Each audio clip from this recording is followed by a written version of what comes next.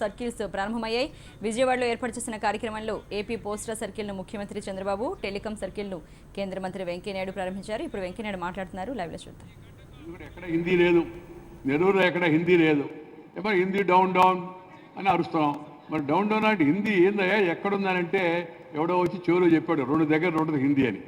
ఎక్కడ అంటే 1 post office, 2 railway station అని చెప్పాను. మరి ఇంకా అందరం కలిసి అక్కడికి వెళ్ళాం, పోస్ట్ ఆఫీస్కి వెళ్ళి ఆ పోస్ట్ ఆఫీస్లో డబ్బా ఉంటే దాని మీద ఆ హిందీ అక్షరం మీద తారు పూసాం. ఆ తర్వాత రైల్వే స్టేషన్కి వెళ్ళి దాని మీద తారు పూసాం.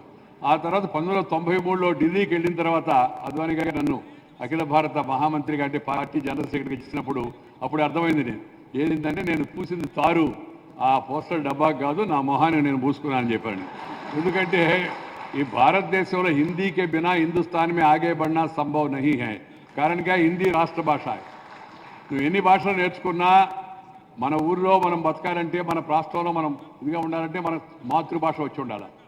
దేశంలో తిరగాల, ప్రజలకు కలవాలా, ప్రజలకు సేవ చేయాలా, ప్రజలకు నాయకత్వం వహించాలా అంటే హిందీ వచ్చి ఉండాలి.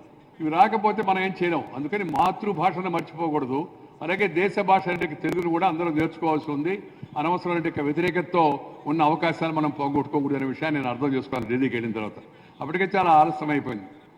లేటు వయసులో ఘాటు ప్రేమ మంచిది కాదన్నట్టుగా ఆలస్యమైన వయసులో వెళ్ళి హిందీ నేర్చుకోవాలి మొదలు పెడితే అంత ఖాళీ టైం ఎక్కడ ఉంది అసలు.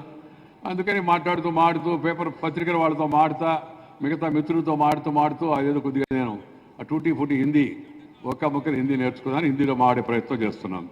అయితే దక్షిణ భారతం వాడు వచ్చి ఉత్తర భారతదేశంలో హిందీ మాడుతున్నారు కాబట్టి మనం తప్పులు మాట్లాడినా గ్రామర్ లేకపోయినా కూడా సరిగా వాళ్ళందరూ సంతోషంగా చప్పలు కొట్టేవాడు దక్షిణాది వచ్చాడు హిందీ మాడుతున్నాడని చెప్పి. ఈ దేశాన్ని కనిపించే దాంట్లో ఒక సాధనం గుర్తు ఏంటంటే పోస్ట్ ఆఫీస్. ఈ పోస్ట్ ఆఫీస్ చరిత్ర ఒకసారి వస్తుంది. ఇది 250 సంవత్సరాలైంది ఈ పోస్టల్ సిస్టమ్ ఇండియాలో వచ్చి. 250 years.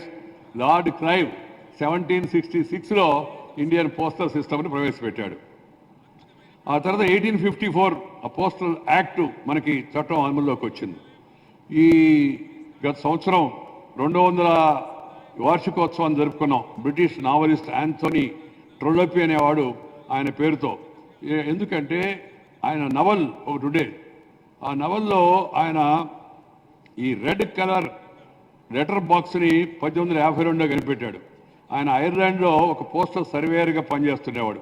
ఆ లెటర్ బాక్స్ అయితే ఉందో అది సింబల్ ఆఫ్ ఇండియన్ పోస్ట్ అయింది. ఆ తర్వాత పోస్ట్ ఆఫీస్ గుర్తు ఏంటంటే red letter not dead letter. చాలామంది చెప్తున్నారు పోస్ట్ ఆఫీస్ అంతా కూడా రాబోయే రోజుల్లో పాస్ట్ ఆఫీస్ అయిపోద్దని. నేను అటు అనుకోవడంలే. రెడ్ లెటర్ డెడ్ లెటర్ కాదు, పోస్ట్ ఆఫీస్ పాస్ట్ ఆఫీస్ కాదు.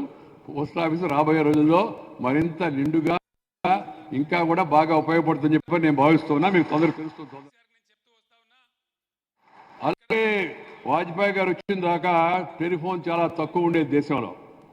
టెలిఫోను మనం టెలిగ్రాఫ్ ఆఫీస్కో టెలిఫోన్ ఆఫీస్కో వెళ్ళి అరుస్తూ ఉండేవాళ్ళం. హల్లో హల్లో హల్లో అంటే అవతల హల్లో హల్లో అరుస్తుంటే హల్లో రావణ అరు రామ అని అరిచినట్టుగా సరిగా వినబడేది కాదు. కానీ ఏపీలో టెలికాం సర్కిల్ను కేంద్ర మంత్రి వెంకయ్యనాయుడు